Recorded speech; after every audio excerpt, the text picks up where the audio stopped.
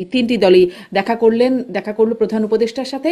আমি আপনাদের কাছে শুরুতে একটু মোটা দাগে আপনাদের বিশ্লেষণ জানতে চাই মাসুদ কামাল আপনার কাছ থেকে, যে কি মনে হলো এই বৈঠকগুলো, কতটা গুরুত্বপূর্ণ, বা এখান থেকে খুব আলোচ্য কি কি বিষয় আপনি খুঁজে পান গুরুত্ব দেওয়ার মতো?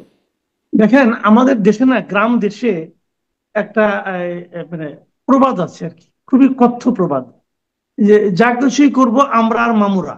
হ্যাঁ, তো আমাকে এটা দেখে মনে হচ্ছে এখানে আমরা আর মামুরা হচ্ছে।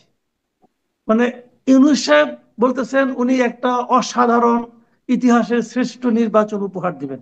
মানে উপহার, আচ্ছা এই নির্বাচনটা উপহার দেয় কেন করে ভাই? এটা উনার পকেট থেকে বের করে দেবেন গিফট? এটা জাতির প্রতি ওনার গিফট? উনি নিজের কি মনে করেন এটা আমি বুঝি না। যখন উনি উপহার দিবেন, দেওয়ার পর উনি সারাক্ষণ বসে আছেন এই তিনটা দল নিয়ে। আমি মানি বিএনপি এবং জামাত দেশের গুরুত্বপূর্ণ দুইটা দল। এনসিপি কোন বিবেচনায় গুরুত্বপূর্ণ ভাই? এই কথাটা আমার একটু বলান, বুঝান তো ভাই, এটা তো ওই আমি যে বুঝি না। তারা জুলাই গণ অভ্যুত্থানের সম্মুখ সারির নেতা। তারা যদি সম্মুখ সারির নেতা হয়ে থাকে, তারা যদি ছাত্রদের প্রতিনিধি হয়ে থাকে, তাহলে একটা ছাত্র সংসদ নির্বাচনে তারা দ্বিতীয় স্থানে পর্যন্ত থাকতে পারলো না কেন? তোমার স্টুডেন্টরা তাদেরকে তো প্রত্যাখ্যান করছে রে ভাই। ইয়াং জেনারেশন তাদেরকে প্রত্যাখ্যান করছে। শুনেন, আপনার কাছে মনে রাখবেন, কিছুদিন আগে, বছর কয়েক আগের কথা বলি, ইংল্যান্ডে একটা গণভোট হয়েছিল, ব্রেক্সিট যেটা আমরা বলি সবসময়। ওই সময় যে কনজারভেটিভ পার্টি ছিল, সেখানে আপনার ডেভিড ক্যামেরন ছিল তার দেশের প্রাইম মিনিস্টার। ডেভিড ক্যামেরন, তার দল কিন্তু এটার পক্ষে যে প্রচারণা করছে তাও কিন্তু না, কিন্তু উনি এটাকে সমর্থন করেছিলেন যে আমরা একসঙ্গে থাকবো ইউরোপের সঙ্গে। গণভোটে হেরে গেছেন, উনি পদত্যাগ করেছেন। কেন করেছিলেন? কারণ ওনার আত্মসম্মান বোধটা কাজ করেছিল, যে আমি যা চেয়েছি তা পাইনি, অতএব আমার ক্ষমতায় থাকার কোনো নৈতিক অধিকার নাই। এটা ওনারা বুঝতে পেরেছিলেন। ডক্টর ইউনূস বলেন এই ছাত্র হলো তার এমপ্লয়ার। এমপ্লয়াররা কে? তারা পুরো যুব সমাজের প্রতিনিধি, ছাত্রদের প্রতিনিধি। সেই প্রতিনিধি যেই দিন ডাকসু নির্বাচন তাদের ভরাডুবি হইলো, 3 নম্বরও হইতে পারে না ভাই, 3 নম্বরে থাকতে পারে নাই। ওই দিনই তো ডক্টর ইউনূসের উচিত ছিল যে যাদেরকে আমার এমপ্লয়ার মনে করেছিলাম, তাদেরকে তো জনগণ চায় না, তারা তো জনগণের প্রতিনিধি না, তারা স্টুডেন্টদের প্রতিনিধি না, তারা থাকা উচিত না, তারা তো ওই দিন তার তাহলে কি রিজাইন করা জনাব উচিত ছিল। মাসুদ কামাল, তাহলে আমি অবশ্য প্রসঙ্গের একটু বাইরে, তবুও একটু জিজ্ঞাসা করি, তাহলে কি এই কারণেই তাদের যে একটা, আপনারা ও কিংস পার্টির তকমা সবাই দিচ্ছে মানে এনসিপি কে, সেখান থেকে কি তারা এখন সরে যাচ্ছে? কারণ জুলাই সনদ স্বাক্ষর অনুষ্ঠানে তারা ছিল না, তাদেরকে রেখেই প্রধান উপদেষ্টা বললেন সমস্ত রাজনৈতিক নেতা, সমস্ত জাতি একমত হয়ে এই জুলাই সনদ স্বাক্ষর করছেন, বললাম তো, তাদের কথা সমস্ত একবার উচ্চারণ করেন জাতি নাই। জি। মানে যে আমরা আর মামুরা, এর বাইরে আর কেউ নাই। আচ্ছা আপনি আমাকে বলেন, আওয়ামী লীগকে আপনি নিষিদ্ধ করছেন, স্থগিত করছেন, ঠিক আছে, আওয়ামী লীগ আসতে পারবে না। তাহলে এটা বললে তো বলবো যে আমার সঙ্গে এই যে জাতীয় পার্টির একজন প্রতিনিধি আছে, আমি তার পক্ষে বলতেছি। তার পক্ষে না, আমি কিন্তু জাতীয় পার্টি পছন্দ করি না, তার হুম ভূমিকা যেন আমি তার বরঞ্চ সমালোচনা বহুবার করছি। হুম হুম। কিন্তু আপনি আমাকে বলেন, জাতীয় পার্টিকে আপনি ডাকলেন না কোন বিবেচনায়? কোন কারণে ডাকলেন না আপনি? আপনি এই পার্টিকে নিষিদ্ধ করছেন? করেন নাই তো। স্থগিত করছেন? তাও তো করেন নাই। তাহলে এটা কি একটা পলিটিক্যাল পার্টি না? পলিটিক্যাল পার্টি তো। তো এই পার্টিকে আপনি ডাকলেন না কেন? কারণ এটা আপনার পছন্দ, আপনার ইচ্ছা। এইটাই আপনার কাছে এইটাই হলো পক্ষপাতহীন। এইটাই হলো আপনার মানে আপনার কি বলে এটাকে, নির্দলীয় নিরপেক্ষতা। নিরপেক্ষতার এই ডেফিনেশন দিয়ে ভাই চলে না। আপনারা নিজেরা মানে এদের ভাব দেখে মনে হচ্ছে জানেন, এই দেশটা হলো একটা বিরাট কেক, এই কেকটাকে আমরা ভাগাভাগি খাবো। ভাই এইভাবে গণতন্ত্র প্রতিষ্ঠা হয় না। তার আপনি মানে কি জনাব কোন মাসুদ কামাল, মানে কারণে ডাকবেন না? নিরপেক্ষতা যে চাওয়া হচ্ছে সব দলগুলো, যে তাহলে এই আমরা আর মামুদের মধ্যে এখন নিরপেক্ষতা, মানে কে আমরার পক্ষে কে মামুরার পক্ষে হ্যাঁ, যেন না চলে যায়, এই এটাই নিরপেক্ষতাই তো। চাওয়া হচ্ছে। এখন এই নিরপেক্ষ হচ্ছে, আমরা তো ওই নিরপেক্ষ দেখতেছি। ওনারা মনে করেন আমরা কিছু বুঝি না। ভাই, এদেশে প্রধান উপদেষ্টা আছে, উপদেষ্টা মন্ডলী আছে, সরকার আছে, পলিটিক্যাল পার্টি আছে। এর বাইরে সবচেয়ে বড় স্টেকটা কারা? এটা হলো জনগণ, সাধারণ মানুষ। মানুষ কি বুঝে না? মানুষ এগুলো আলোচনা করে না? করে। মানুষ এগুলো নিয়ে আলোচনা করে, মানুষ ছি ছি করে এদেরকে নিয়ে, করে। আপনি ওই ফেসকে আপনার ভোট বাহিনী আছে, একদম চালাইলেন, বললেন এই দুনিয়া ওইটাই পৃথিবী। বিষয়টা এরকম না। বিষয়টা এই দেশে অনেক ভোটার আছে, তারা হুম। কেন্দ্রে যে চাইবে আমার মার্কাটা কোথায়? যে মার্কে আমি জীবন ভোট দিয়েছি সেই মার্কেট কোথায়? নৌকা মার্কেটটা কোথায়? আঙ্গুর মার্কেটটা কোথায়? খুঁজবে এটা। এটাকে জাসদের লোক যাবে যে মার্কেটটা কোথায়? আপনি তাদের জন্য কি রাখছেন বিকল্প? আবার বলেন আপনি নির্বাচন ভোট দিবেন, এটা কোনো নির্বাচন হবে নাকি? অলরেডি জি। আমরা অনেক সময় বলতাম না যে এই সরকারের ইউনুসের সঙ্গে পশ্চিমা বিশ্বের সম্পর্ক খুব বলতাম তো, কি বলছে ওরা? 6টা মানবাধিকার সংস্থা তারা কি কি বলছে? যে আপনি এইভাবে নিষিদ্ধ করতে পারেন না। ভাই, দল নিষিদ্ধ করে গণতন্ত্র প্রতিষ্ঠা করা যায় না, স্বৈরতন্ত্র প্রতিষ্ঠা করা যায়। হুম। জি, এটা নিয়েও আমি একটু পরে কথা বলব যে তাহলে এই যে চাপ মানবাধিকার সংস্থা বলি বা বিদেশে ইন্টারভিউ দেওয়ার সময় একরকম চাপের মুখে পড়ছেন, আবার এদিকে আওয়ামী লীগের মিছিল দেখা যাচ্ছে, এগুলোর একটা প্রভাব সামনের নির্বাচনে একটা ফ্যাক্টর হয়ে দাঁড়াবে কিনা এটা পরের আলোচনায় আসি। কিন্তু আমি যে প্রশ্নটি করছিলাম শামীম হায়দার পাটোয়ারি, আপনার কাছ থেকে একটু শুনি, আপনি 3 দলের বৈঠকে গুরুত্বপূর্ণ কি মনে হলো, কি হলো আসলে আপনার দেখুন, দৃষ্টিতে? অনেকগুলো পলিটিক্যাল ডাইমেনশন শুরু হয়েছে। তার মধ্যে একটা হচ্ছে যে 6টি মানবাধিকার সংগঠন ইনক্লুডিং হিউম্যান রাইটস ওয়াচ তারা ক্যাটাগরিক্যালি আওয়ামী লীগের ব্যান লিফটের কথা বলেছে। এবং আমি আইনজীবী হিসেবে মনে করি ব্যান ইম্পোজটা সম্পূর্ণভাবে ত্রুটিযুক্ত ছিল। বিচারাধীন কোনো মামলা না থাকা অবস্থাতেও বিচারাধীন মামলার দোহাই দিয়ে বিচারাধীন থাকা পর্যন্ত আওয়ামী লীগের কার্যক্রম নিষিদ্ধ করা হয়েছে। এবং নির্বাচন কমিশন একটা স্বাধীন প্রতিষ্ঠান হিসাবে এটা ডেফার করতে পারতো নির্বাচন কমিশন। একই দিনে সেটাকে কার্যকর করে নিবন্ধনও বাতিল করে দিয়েছে সাময়িকভাবে। নিবন্ধন সাময়িকভাবে বাতিল করার কোনো সুস্পষ্ট বিধান ইলেকশন কমিশনের যে আইন আরপিও তে নাই। সেই প্রশ্নগুলোর উত্তর কিন্তু আসলে সরকার দিতে পারবে না। দ্বিতীয় যেটি হচ্ছে, একই সাথে এখন দেখা যাচ্ছে গণভোটের দাবি উঠছে। হুম। এই গণভোটটা হবে কিনা, আগে হবে না পরে হবে, বা হবে কিনা আদৌ, গণভোটের কোনো বিধান এই মুহূর্তে সংবিধানে নাই। এই মুহূর্তে গণভোট করলে এটা অসাংবিধানিক হবে।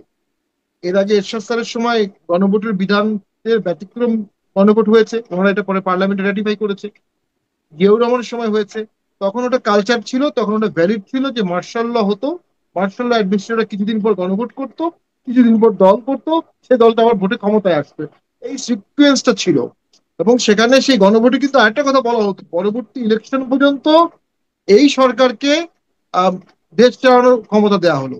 একবার যদি গণভোট করে ফেলে ভোটের আগে, এরপরে ভোট পিছিয়ে দিলেও এই সরকার ওই গণভোটের ম্যান্ডেট দিয়ে কিন্তু দীর্ঘদিন ক্ষমতা থাকার অধিকারী হতে পারে। এরকম একটা ঝুঁকি আমি দেখি। মুখ্য ছিল কিভাবে, হচ্ছে সেটা কিভাবে, মানে গণভোটে নিশ্চয়ই এটা থাকবে না পয়েন্ট যে এই সরকার কি আরো দীর্ঘদিন থাকবে নাকি ফেব্রুয়ারিতে না, নির্বাচন ওই দিয়ে যে চলে যাবে, একটা এরকম কিছু তো লাস্টে একটা নিশ্চয়ই লাইন থাকবে না। ছিল জিয়াউর রহমানের সময় এবং এরশাদ সাহেবের সময়, যে পরবর্তী নির্বাচন না হওয়া পর্যন্ত এই সরকার কন্টিনিউ করবে। পরবর্তী নির্বাচন না হওয়া পর্যন্ত, কারণ কোনো কারণে যদি নির্বাচন না হয় তখন এই সরকার কন্টিনিউ করবে গণভোটের পিছনে। ভোটের দিনের আগে গণভোটের দাবির পিছনে আমি এরকম একটা সম্ভাবনাও দেখি।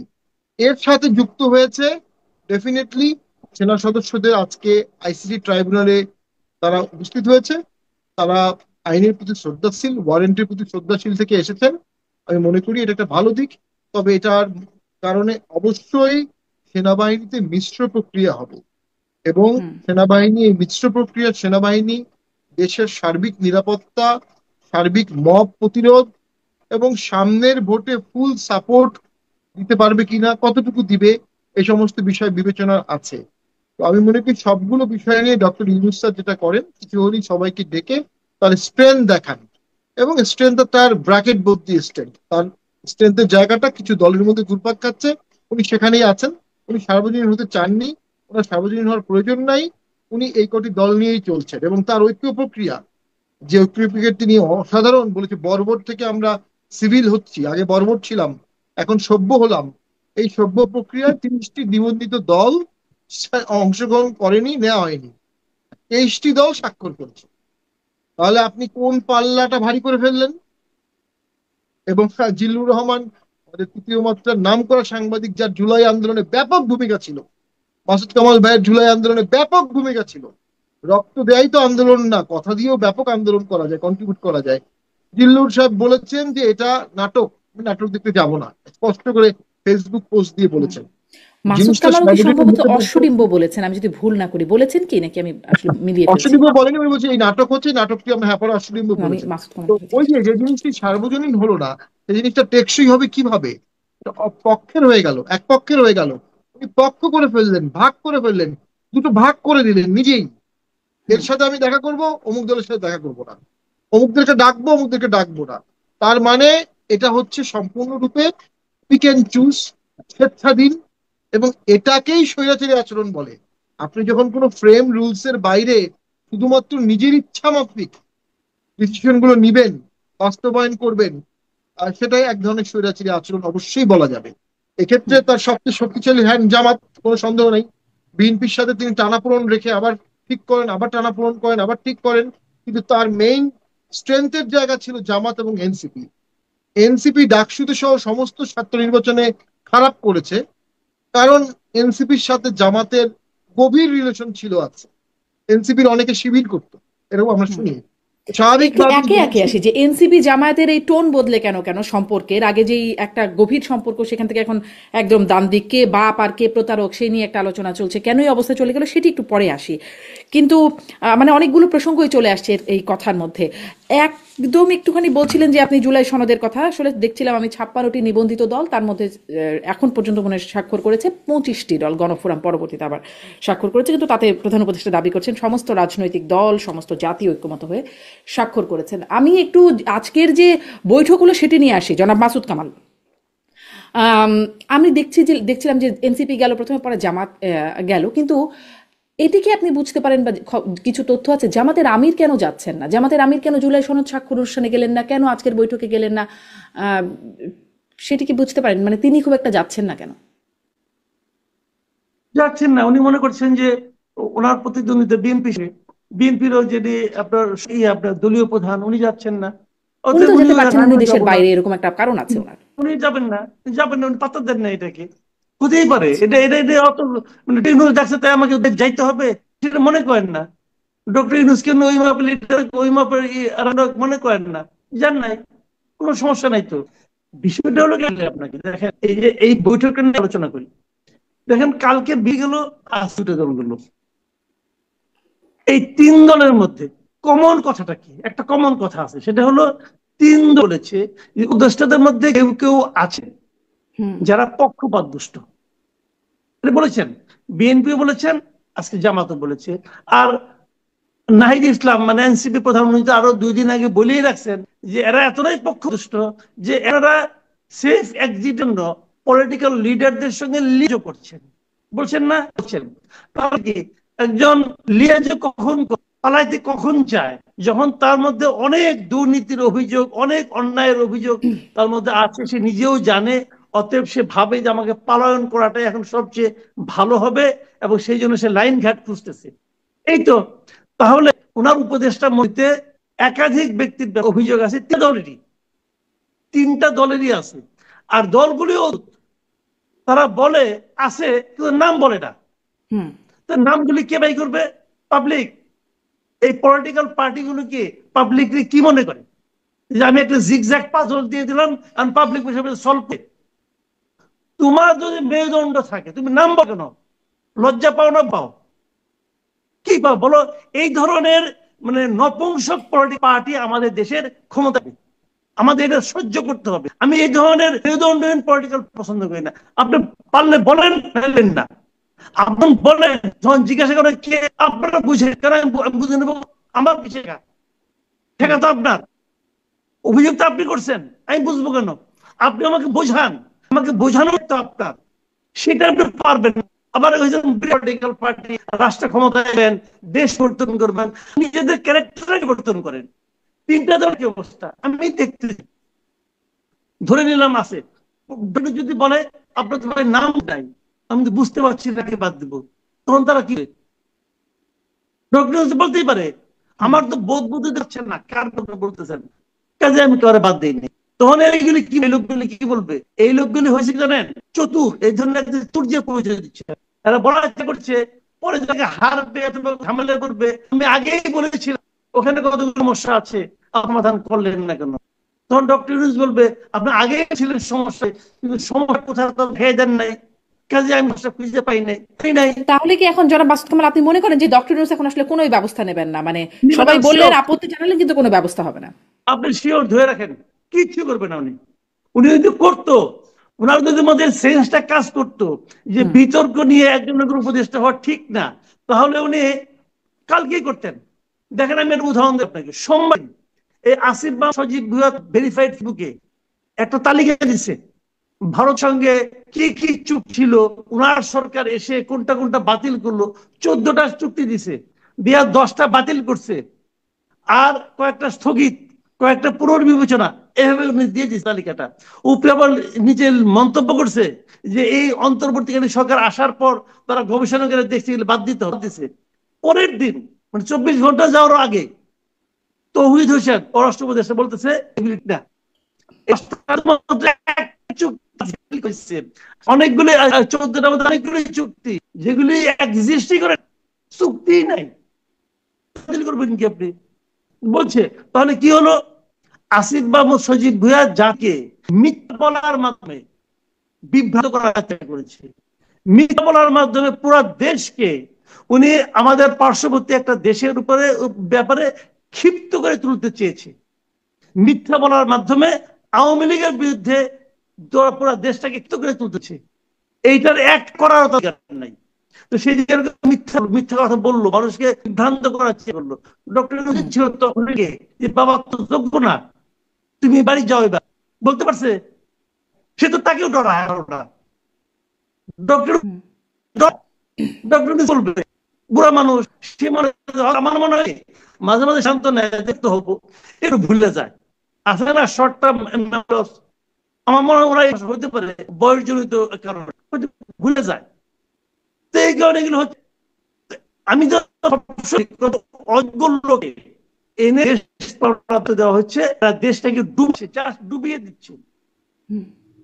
জনাব মাসুদ কামাল, একটা কমন বিষয় বললেন আপনি যে সব দলের উপদেষ্টাদের বিষয়ে, কিছু উপদেষ্টাদের বিষয়ে আপত্তি জানিয়েছে, কিন্তু কারা তারা কেউ স্পষ্ট করেন নাই। আরেকটা মনে হয় কমন বিষয় আছে, জনপ্রশাসনে নিয়োগ, বদলি, ডিসিএসপিদের পদায়ন, এই বিষয়টি নিয়েও তিনটি দলই কিন্তু তাদের আপত্তি বা অভিযোগের কথা জানিয়েছে। এটা নিয়ে একটু পরে আসি আপনার কাছে। কিন্তু শামীম পাটোয়ারী, আপনার কাছ থেকে একটু, আপনি বলছিলেন যে গণভোট সেটি সংবিধানে নাই। এনসিপি কিন্তু গণভোটের সাথে সাথে আরো একটা দাবি করছে যে সাংবিধানিক আদেশ জারি করবেন ডক্টর ইউনূস, এবং সেটি সংবিধান বহির্ভূতভাবেই দিতে হবে। ধরুন সংবিধান বহির্ভূতভাবে গণভোট, সংবিধান বহির্ভূতভাবে এই যে সাংবিধানিক আদেশ, এগুলো যদি হয়, পরবর্তীতে সেটি কি বাধ্যবাধকতা তৈরি করতে পারবে? নাকি মানে কোনো দল চাইলে কি সেটা অস্বীকার করতে পারবে, নাকি তাদের উপর একটা বাধ্যবাধকতা তৈরি হয়েই যাবে? না, চাইলে তো অস্বীকার করতে পারবেই। তাদের ফিফথ অ্যামেন্ডমেন্ট, সেভেন্থ অ্যামেন্ডমেন্ট যেগুলো ছিল সেগুলো তো পরে বাতিল করা হয়েছে। আম, তবে সাধারণত এরকম কিছু করা হলে পরবর্তী সরকার সাথে সাথেই সেটাকে বাতিল করে না। আহ, কিন্তু এই দাবিগুলো কেন আসছে? যখন মাননীয় প্রধান উপদেষ্টা সুস্পষ্টভাবে ফেব্রুয়ারি ডেট দিয়েছেন, ফেব্রুয়ারিতেই হবে, নিশ্চিতভাবে হবে, পৃথিবীর সর্বশ্রেষ্ঠ ভোট হবে, ফেবুলাস ভোট হবে, ফ্যান্টাবুলিয়াস ভোট হবে, তাহলে আজকে অক্টোবরে কেন গণভোট, কেন প্রেসিডেন্সিয়াল অর্ডারের কথা উঠছে? এটার আমি কোনো যৌক্তিক কোনো কারণ পাই না। আবার জামাত হুমকিতে স্পষ্ট বলেছে যে বিশ্ববিদ্যালয়ে যে পরিণতিগুলো হচ্ছে বিএনপি সেই পরিণতি হবে। সবাই যদি জয়ের ব্যাপারে কনফিডেন্ট থাকে, তাহলে তারা যেটাকে ওন করে সেটা নির্বাচিত হয়ে তারা বাস্তবায়ন করবে। এটার জন্য গণভোট, বিশেষ সাংবিধানিক অর্ডার, এগুলোর তো কোনো দরকার আছে বলে আমি মনে করি না। বিশেষ সাংবিধানিক অর্ডার শব্দটি সংবিধানে নাই। এই সরকার সংবিধানে হাত রেখে শপথ নিয়েছে। বর্তমান রাষ্ট্রপতি সংবিধানে হাত রেখে শপথ নিয়েছে বিপ্লবের আগে। উনি যদি এখন বিশেষ সাংবিধানিক অর্ডার দেন, তাহলে উনি সংবিধান এবং ওনার শপথ ভঙ্গ করবেন। সাংবিধানিক আদেশ নাকি ডক্টর ইউনূসকেই দিতে হবে, এমন দাবি করছে এনসিপি, মানে ডক্টর ইউনূস রাষ্ট্রপতি দিতে না। পারবেন না, কারণ উনি হচ্ছেন প্রধান উপদেষ্টা, যার ক্ষমতা হচ্ছে প্রধানমন্ত্রীর সাথে ইকুইভ্যালেন্ট করা যেতে পারে। প্রধানমন্ত্রীর তো এরকম কোনো ক্ষমতা নাই, অনলি রাষ্ট্রপতি অর্ডিন্যান্স দিতে পারেন। অথবা বিভিন্ন সময় আমরা দেখেছি প্রেসিডেন্সিয়াল অর্ডার দেওয়া হয়েছিল যখন সংবিধান থাকতো না। আর যতবার মার্শাল ল অ্যাডমিনিস্ট্রেটর আসছে বা গণভোট হয়েছে, তখন কিন্তু কনস্টিটিউশন সাসপেন্ড থাকতো। সেই জন্য গণভোট হয়ে এটাকে জাস্টিফাই করে তারপরে আবার কনস্টিটিউশন রেস্টোর করে আবার ভোট করা হতো। ওটা তো একটা অন্য কাঠামো।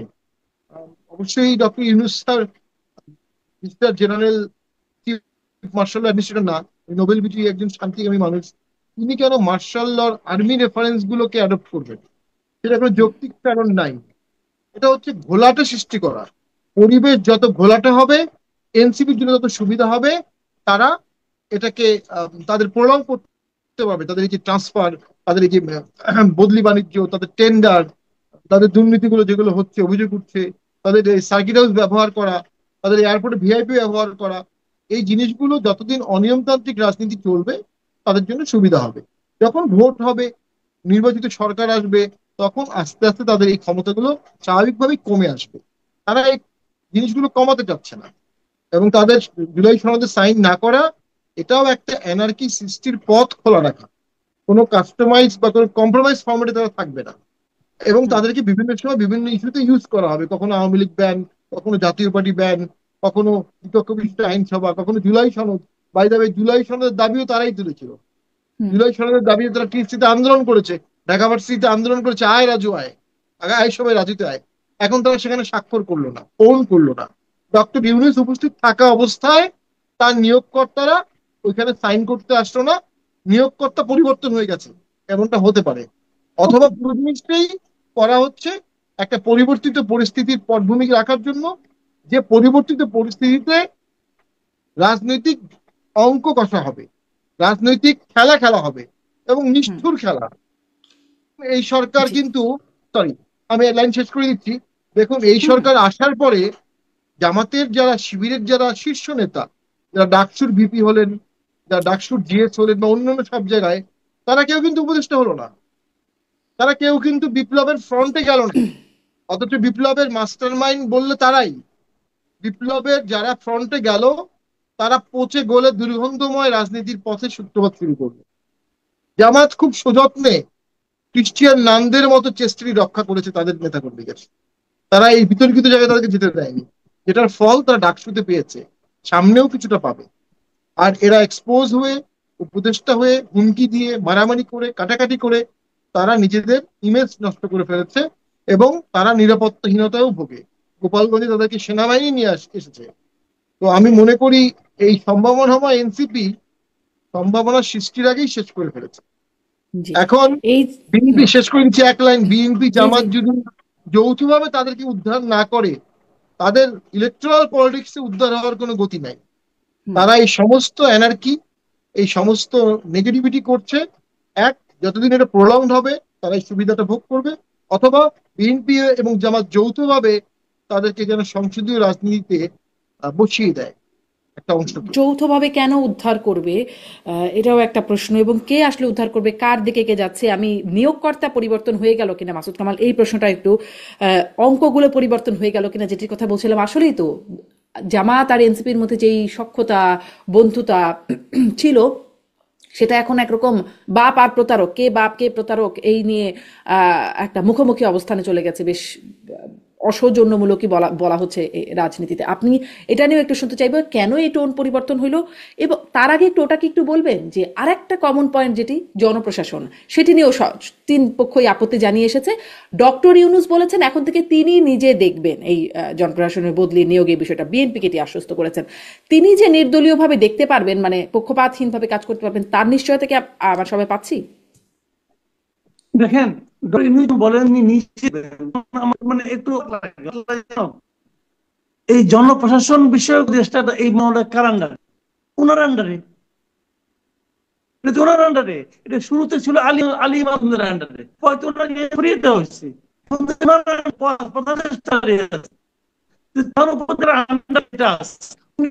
করে কি দেখবেন? তাহলে দেখেন নাই, একদিন দেখেন নাই তো ওনারা রাখছেন কেন?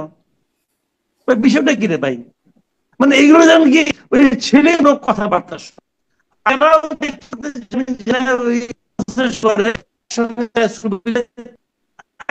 সবাই বিরাট আমাদের কাজ হয়েছে, কি করে, কি বললো, কি বলেন উনি, আমি নিজে আমি তো দেখতে, এটা তো আপনারই মিনিস্ট্রি। তো এগুলো এগুলো এগুলো আছে বলে আমার মনে হয় না ভাই। মানে এরা মনে করে এরা নিজেদের কোনো বুদ্ধি নাই, পরিষ্কার কথা। এরা মনে করে দেশের জনগণ আপনারা ঘরের মধ্যে আছেন, ঘরের মধ্যে আছে। এই তো আমি ক্ষমতায় চলে আসলাম, এই ঘরের কারণে তারা অন্য আর কিছু মনে করে না, মনে করে যে সব ঠিক, যে যা বলে বলুক, আমি তো ক্ষমতায় এসে পড়তেছি। আর জামাত হলো জীবনের প্রথমবার মতো ক্ষমতার স্বাদ পায় পায় পায় না, একটু বাতাস পায়। যদি নাও হয় প্রধান বিরোধী দলটা হবো, অন্তত আমার নেতার গাড়িতে পূর্বে বিরোধী দলের নেতা হিসেবে, মানে সব ভুলে যাচ্ছে। আর প্রথমবার এবং সেটার মতো ওখানে যাচ্ছে, যমুনা এসে কথা বলছে, এদেরকে খুঁজে পাবো না, বার্ডেন দিয়েও পাবেন না এনসিপির লিডারদের। এই দলে কোনো পাত্তা বলে গেলে ভাই, বাংলার বহুত দেখছি একসঙ্গে এসে বিশাল পার্টি। হুম। এখন পাবেন খুঁজে জনাব মাসুদ কামাল, আপনার নেটওয়ার্কে একটু politics। সমস্যা হচ্ছে, আপনার কথাটা বুঝতে একটু সমস্যা হচ্ছে, নেটওয়ার্কে মনে হয় সমস্যা। আপনি কি একটু কেটে দিয়ে আবার জয়েন করবেন, তাহলে কখনো কখনো ভালো হয়। আমি একটু ততক্ষণে শামীম পাটোয়ারির কাছ থেকে এটা শুনে নিই যে কি মনে হয়, রাজনৈতিক বিশ্লেষক, আপনি বিশ্লেষণও করেন, সেই জায়গা থেকে যদি একটু জানতে চাই, এই এনসিপি আর জামাত এই বন্ধুতা থেকে এরকম পরিস্থিতিতে কেন আসলো? আহ নিয়োগকর্তার পরিবর্তন করতে বলছেন, বন্ধুরও কি পরিবর্তন হচ্ছে নির্বাচনের আগে? না, আমার মনে হয় না জামাত এবং এনসিপির মধ্যে একটা রিয়েল কনফ্লিক্ট হবে। আহ, দুটি অঙ্গাঙ্গি ভাবে জড়িত এই সরকার। জামাত এনসিপি তিনটি সম্পূর্ণ এক সূত্রে গাঁথা। এবং যেটি আপনি বললেন জামাতের আমির সাহেবকে দেখা যাচ্ছে, অনেকে আমি খুব শ্রদ্ধা করি।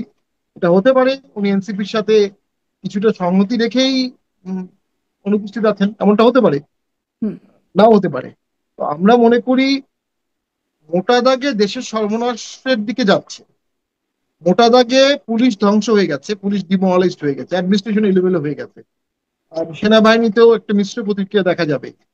রাজনৈতিক কোনো ঐক্য নাই, দলগুলোর মধ্যে কোনো ঐক্য নাই, কোনো কনসেনসাস নাই। দেশ সামনে আগাবে কিভাবে, ভোট হবে কিভাবে। ভোট করতে গেলে রাজনৈতিক ঐক্য লাগবে, সেনাবাহিনী লাগবে, পুলিশ লাগবে, প্রশাসন লাগবে। হুম। একটাও তো আমরা ঠিক দেখতে পাচ্ছি না। এবং সবচেয়ে গুরুত্বপূর্ণ যেটি হচ্ছে, নিরপেক্ষ নির্দলীয় সরকার লাগবে। এখন এনসিপিতে একতাবদ্ধ না হলেও মাহফুজ, আসিফ, এনারা এনসিপিরই আমরা ধরতে পারি। তাহলে নিজের দলের সরকার মন্ত্রী থাকা অবস্থায় সে সরকার নিরপেক্ষ হয় কিভাবে? এই সরকার এক পক্ষকে নাহিদ কিন্তু দেখে এর আরেক। ব্যাখ্যায় একটা বলছেন যে যখন উপদেষ্টা পরিষদ গঠিত হয়েছিল, বিভিন্ন দল তাদের তাদের সুপারিশ বা তাদের রেফারেন্সে অনেকেই উপদেষ্টা হয়েছেন, তো তাদেরও দলের, সবার দলেরই আছে এখানে। হতে পারে, জি, বিভিন্ন দলের হয়েছে, বাট মনে হয় না সেখানে আমরা বিএনপির কাউকে দেখতে পেয়েছি। এনিওয়ে, জাতীয় পার্টির সমর্থিত কেউ আছে, থাকার কোনো কারণও নেই, দেখি না। সোজা কথাই, এটি নির্দলীয় না, এটি কিছু দলীয় সরকার এবং নিরপেক্ষ না। কারণ এই সরকার কিছু লোককে প্রিভিলেজ দিচ্ছে, কিছু লোককে সরকারি সুবিধা ব্যবহার করার জন্য সুযোগ দিচ্ছে, এবং অসংখ্য লোকের নামে মামলাও হয়েছে এই সময়, সত্য মিথ্যা। তাহলে নির্দলীয় না, নিরপেক্ষ না, অ্যাকাউন্টেবলও না। এই সরকারটি চলে গেলে তার দায়বদ্ধতা কিভাবে থাকবে, কার কাছে থাকবে, কোন প্রক্রিয়ায় থাকবে? সেটা যদি না হয়, তাহলে সেই সরকার ভালো ভোট কিভাবে উপহার দেবে? ভালো ভোট উপহার দেওয়ার কোনো সদিচ্ছা এই সরকারের কখনোই ছিল না। এই সরকারটি এনসিপি কে দিয়ে এনার্কি করেছে, কিছু ব্রডার ফিলোসফিক্যাল পারপাস নিয়ে এসেছে, এবং ঐক্যমত কমিশনটা দিয়ে আমি মনে করি খুব একটা ঐক্য সৃষ্টি হয়নি, একটা অনৈক্য কমিশন সৃষ্টি হয়েছে। জাতিটা স্থায়ীভাবে বিভাজন তন্ত্রে চলে গেল, দ্বৈত অনৈক্যের একটা দৃশ্যমান সাংবিধানিক চলে রূপ গেল। দেখা যাচ্ছে, সেই দৃশ্যমান যা দেখছি সেটি কি সত্যি হচ্ছে কিনা জনাব মাসুদ কামালের কাছ থেকে ওটা শুনবো, কিন্তু আপনার কাছ থেকে আরেকটা বিষয় একটু শুনে নেই। সেটি হচ্ছে যে আম, উম, আচ্ছা, মাসুদ কামালের কাছ থেকে আগে শুনে আসি প্রশ্নটা। আমি একটু পরেই জনাব শামীম পাটোয়ারি আপনার কাছে আসি। মাসুদ কামাল, আপনার কাছ থেকে ছোট্ট করে এই বিশ্লেষণটা, এই যা দেখা যাচ্ছে জামাত আর এনসিপির মধ্যে দূরত্ব, সেটা কি আসলেই সৃষ্টি হয়েছে নাকি এটাও একটা দেখানোর মতো, মানে দেখানোর জন্য হচ্ছে? আপনার বিশ্লেষণ কি, বন্ধুতাকে শত্রুতায় পরিণত হলো কিনা? শুনেন, আমি আপনাকে দুটো জিনিস বলি। এনসিপির ব্যাপারে দু ধরনের কথা প্রচলিত ছিল হুম। বাজারে। একটা কথা ছিল যে তারা এই সরকারের টিম, মানে কিংস পার্টি। আরেকটা প্রচারণা ছিল তারা জামাতের বি টিম। ঠিক আছে। এনসিপি কিন্তু একটা সম্ভাবনা নিয়ে এসেছিল প্রথমে, ইয়াংদের দল, অনেকে দলের উপর আশাও করেছিল যে ভালো কিছু করতে পারে। তো কিন্তু যখন তারা কিংস পার্টি হয়ে গেল, যখন তারা জামাতের বি টিম হয়ে গেল, এবং তার সঙ্গে তার কতিপয় নেতা যে ব্যক্তিগত কর্মকাণ্ড নিয়ে যে স্ক্যান্ডাল শুরু হয়ে গেল, এই সব মিলিয়ে এনসিপি বাংলাদেশের রাজনীতির অঙ্গনে এখন প্রায় নাই হয়ে যাওয়ার মতো অবস্থায় আছে ভোটের রাজনীতিতে। এই অবস্থায় এনসিপি কিন্তু ব্যাক করতে হবে। এখন ব্যাক করার জন্য তারা একটা একটা করে স্টেপ নিচ্ছে। প্রথমত তারা কিংস পার্টির যে তাদের উপরে যে একটা বোঝা চেপে আছে, লেবাস লাগানো আছে, এটা দূর করার জন্য তারা সরাসরি কয়েকজন উপদেষ্টার বিরুদ্ধে ব্লেম নিয়ে আসলো। হয়তো সত্য কথাই, হয়তো সত্য, কিন্তু সত্যটা একদিন বলেনি, বলা শুরু করলো যে তারা এক্সিট পয়েন্ট খুঁজতেছে, সেফ এক্সিট খুঁজতেছে, অমুক তমুক বললো। বলা শেষ। এখনো তারা বলতে পারে যে আমরা যদি কিংস পার্টি হতাম তাহলে কি এগুলো বলতাম? তো বলতাম না। যদি বলার মাধ্যমে প্রমাণ করলাম আমরা কিংস পার্টি না। তারা খুব হ্যাপি মেন্টালি, তারা নিজেরা হ্যাপি, কিন্তু পাবলিক কি ভাবে এটা তারা জানে না। দ্বিতীয়ত হলো গিয়ে যে এখন তারা হলো জামাতের বি টিম। ওকে, জামাতের বি টিমের এই যে আমার উপরে যে চেপে আছে একটা বদনাম, এটা বাঁচার উপায় কি? বাঁচার উপায় জামাতকে সরাসরি অ্যাটাক করা। সে কি অ্যাটাক করলো? যে ওখানে সিগনেচার করে জামাত জাতির সঙ্গে প্রতারণা করেছে। আবার জামাত বললো যে বাপের আগে ছেলে কথা বলে, তাহলে বাপকে? জামাত বাপ? জামাত নিজেই বলতেছে আমি বাপ। জামাত যদি পিতৃত্ব স্বীকার করে তাহলে পুত্রের স্বীকার করা না কিছু যায় আসে না।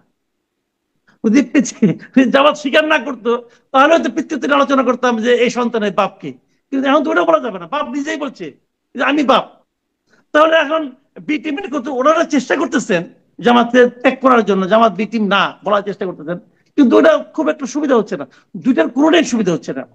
উপদেষ্টাদের সম্পর্কে এরকম সরাসরি বলার পর আজকে তো ঠিকই তাদেরকে আবার প্রধান উপদেষ্টা ডাকছে, ডেকে নিয়ে গেছে। তার মানে কি ওই বলাটা যে তেমন কোনো সিরিয়াস কিছু ছিল না, ওটা যে নাটক ছিল। একই সঙ্গে পাশাপাশি দুটো নাটকে তারা অভিনয় করেছে এবং দুটো নাটকে ফ্লপ হয়েছে, দর্শকরা খেয়েছে বলে আমার কাছে মনে হয় না। হুম। আপনি বলছিলেন, আগের অংশ বলছিলেন যে উপদেষ্টাদের নাম কেউ বলছে না, কোনো দলই মেরুদণ্ডহীন বলছেন। একবার তো মেরুদণ্ড দেখিয়ে বিএনপি বলেছিল 3 জন উপদেষ্টার নাম, আসিফ মাহমুদ, মাহফুজ আলম এবং নিরাপত্তা উপদেষ্টা। তারপরেও তো কিছু হয় নাই, মানে না, মেরুদণ্ড বলছিল দেখিয়ে বটে, বা কি হয়? শুনেন, বলছিল বটে, তারপরে তো আবার প্রেম হয়ে গেছে। যদি আপনি একবার প্রেমে পড়ে যান তাহলে কিন্তু ভাই আপনার প্রেমিক অথবা প্রেমিকার কোনো দোষই আপনার কাছে আর দোষ মনে হবে না। প্রেম হয়ে গেছে লন্ডনে, আর লন্ডনের প্রেম এখন এদের মধ্যে সংক্রমিত হচ্ছে। এখন ওই সরকারের মধ্যে তারা কোনো ঝামেলা পায় না, মাস্ট মিষ্টি মিষ্টি করে বলে যে কিছু উপদেষ্টা আছে তাদেরকে সরান। ঘটনা এটাই। তারা তো 3টা উপদেষ্টার নাম বলেছিল প্রথম, নাম বলার পর তারা কি সেই দাবিতে থাকতে পারছে? পারে নাই তো, প্রেম হয়ে গেছে, কি করবে।